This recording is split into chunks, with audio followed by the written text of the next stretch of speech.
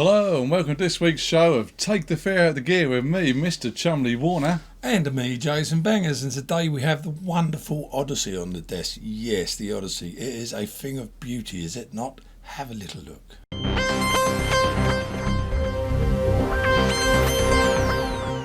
This is something I would love to own myself. Not the fly that's flying around here, but this particular thing. This is a thing of beauty. Behringer have done it again. I mean, we've spoke about these, haven't we, Si, before? Yeah. We've mentioned them. Yes, there's a chap in we know who's sorted us out with an Odyssey so we can just have a little talk about it, let you know what we think. Yeah, so here it is in all its glory, and it's quite heavy actually. So I anticipated it weighing about, well, I don't know, I said 25 kilos, I was way out. How much does it weigh? I reckon about 8 to 10 kilos. Yeah. It's quite heavy, you know. If you had that in a flight case, that's a thing to lump around, I tell you. Better to be in a home studio, I would say. But this thing's awesome. It's an analogue synthesizer. You got oscillators, filters. It's basically a cut down version, hardwired version of a ARP 2600, the very famous one that's been used in lots of things. Anyone who's watched Stranger Things, a new series, they're using one of those on there. You can hear it all over the place. Millie Bobby Brown. Exactly. But yeah, talking about the ARP Odyssey, the original one came out in 1972. Korg brought out their own version in 2015, which it was like 80% of the original size, so they've actually put mini keys on it, which that's right, yeah, that's mini keys, it's isn't it? a little bit of a shame. Obviously it's still analogue and all the rest of it, and then just after that, Behringer brought out their version. Korg could have put, because the Korg one's probably about that wide. Yeah. So for the sake of like 3 or 4 inches. Why on earth didn't they put full-size keys on? Right, well, I'll tell you what, let's, without further ado, because you want to hear this thing, there's many videos out there, as we always say here on Take the Fear Out of the Gear. We don't particularly claim to know anything about these. In fact, it's just landed on the laps. We just switched it on. We don't even know how to use it. It's as simple as that, really. So what we're going to do is show you what an idiot can do with one. Well, we're just going to give you the one sound because obviously there's no presets on this. It's all analogue, and Jay reckons this sounds like a Deliverance kind of sound, wasn't it? If you remember the film back in, I guess that was probably 70 something, probably 78. There was a film called Deliverance. Squeal like a pig, squeal like a pig, squeal like a pig. Ding ding ding ding ding ding ding. There's a bit where a hand comes out of the lake, and it's an old synthesizer sound on there. I swear that this sounds just like it. What you got there, guy?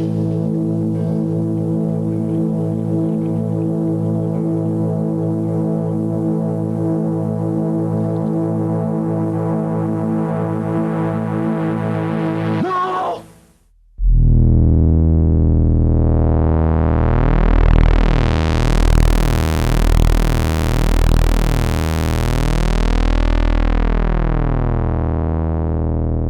However, that was beautiful, but the Deliverance one was probably more like this.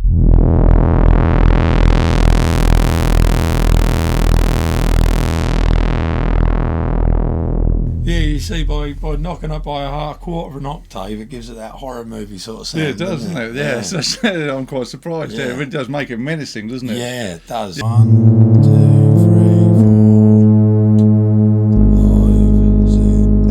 4, 5, 6, 1, 2, 3, 4, 5. So you can have 5 notes down on it. 5. Oh, okay.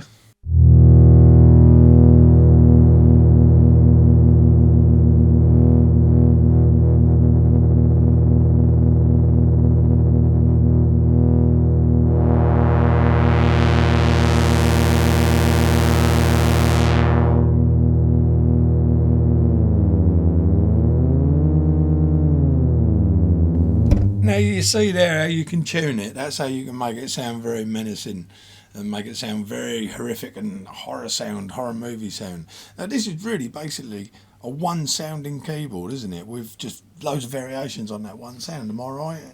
Well, as long as you know what you're doing with your sliders, you can get anything from bass to brass to Deliverance sound. As long as you know what you're doing, you can virtually get any sound you want, but it's having that knowledge. And we've got a couple of things that can help you with that. The first thing is we've got the iPad here. We can do a close up. Good old iPad. But if you happen to go on the Korg App Store, and you can actually get an Odyssey on your iPad. And the good thing about this is all the sliders on here relate to the sliders on the actual Odyssey. So identical. So what you can do is you can find a sound on here. So yeah, if you've got the Korg Odyssey app, you can choose a sound. Is it free? No, you have to pay for it. But good tip is always look out, because Korg do have sales on it. And I think I bought this half price, so just look out for the Korg sale. But then you can play a sound. Wow, that sounds identical to that thing. Basically, if you copy the faders on here, that will roughly give you the sound you get on the Odyssey. And obviously there's tons of sounds on here. So you could learn to play that. Then when you get this, you would know exactly what to do. Exactly. And the other thing you can get off the internet is... Oh, that's another exactly I can edit. Which we can put a link for you, is in PDF format. There's the original Odyssey manual with all the patches. Oh, wow. With the sliders, and you can download that. So again, you can take the pictures in the manual on the original Odyssey, transfer it to these sliders, and again, get lots of different sounds. We're called Take the Fear Out of the Gear for a reason, because we want to take the fear out of you buying the gear. Is this worth buying? Absolutely. This thing has got... I've never known it before on any other instrument of any kind. Klark Teknik FX built in. I've never even heard of Klark Teknik FX. I thought they just made graphic equalizers. Yeah, we've got a graphic equalizer we can show you at some point. Yeah. So, what about the effects then? What are they like? Reverbs and stuff like that? There's only a few on there. You've got some delays and reverbs.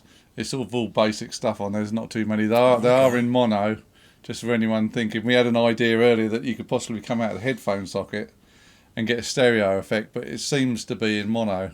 Yeah, dual mono you're getting down, stereo. You're getting dual mono just in headphones, so it ain't coming out of just one speaker. Which is a little bit of a shame, because you think if Behringer had just in the headphones put it in stereo, you could always come out there into your desk or into your audio interface. If you're going to be honest, to the time that it was made, and honesty is they were all mono. Yeah. And the effects back in the day would have been probably mono as well. And let's face it, they would have been rack units. They wouldn't have been built in, would they? No, and if you're recording it into your computer nowadays, you can put any effect on you want, so it's not really a problem. And mono, a little tip for recording people out there, if you want something to punch through, keep it in mono. Don't stereo it and put an effect on that makes it go wide, because it will disappear, you'll lose it.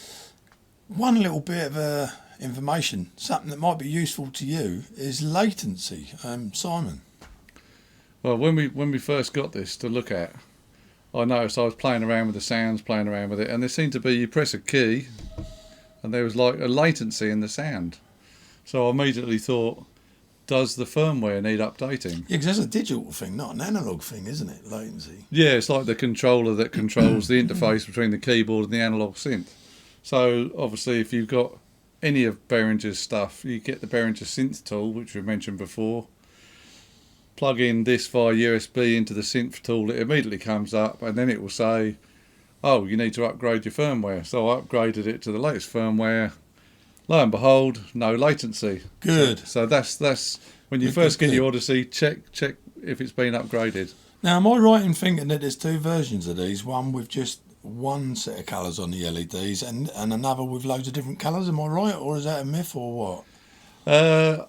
Not knowing an awful lot about, before we got this to look at, I was doing a bit of research, and you can leave a message in the comments if we got this wrong, but I thought I'd read that the early ones just had one colour LEDs, and then the later ones have got the multicolour LEDs. So I think that's right. If not, just tell us in the comments. I'll run some B-roll for you here. This thing is, as you can see, as you're looking at it now, it is one sexy. I mean, it is kinky. It's sexy. It's kinky. Look at that. Look at that. Pulling focus on that beautiful thing there. Isn't that gorgeous? It is one good-looking machine, without a shadow of a doubt. Right, so you've managed to get rid of the latency using the free software that anyone can download. Yeah, the Behringer synth tool. Yeah, which is brilliant for everything they've done, like the RDA, the Crave. It's been bloody useful, isn't it, for all of their stuff. And I just had, talking about the software, one more thing to mention, just one more. Just one more thing, man. This has got a sequencer in it, Oh wow, yeah, man. which we forgot to mention. It's got a sequencer and it's got an arpeggiator. Yes. And linking that to the synth tool, with the synth tool, you can actually, it gives you a grid where you can put all your notes in and then load it into your sequencer.